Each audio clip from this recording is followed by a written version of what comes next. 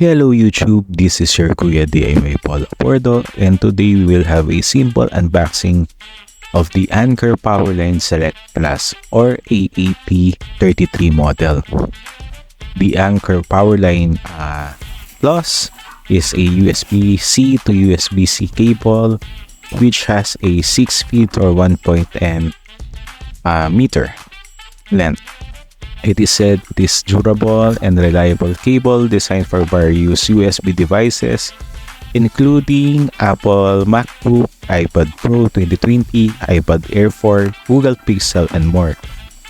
So right here, it has the unit, it has the welcome guide, worry-free lifetime warranty, and this leatherette pouch.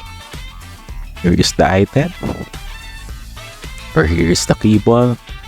It is braided, and as you can see, it has also its velcro for organizations, and this is the pouch. It has a premium feel. Let us just check the length.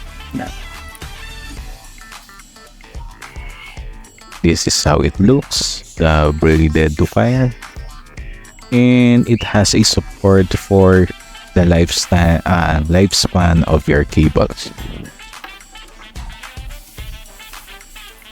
So it is said that with an ultra slim design and a 35,000 bend lifespan, it offers exceptional durability without sacrificing sleekness.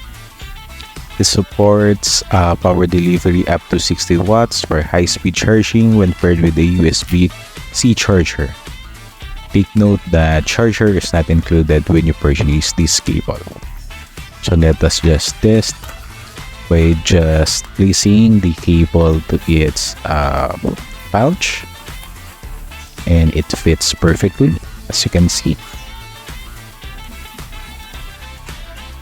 So this is the packaging. You may pause the video if you want to see the details, and for reference, here are other details at the back for legitimacy. That's it. Here are the serial number and other details. So once again, YouTube, thank you. Subscribe, like, and share.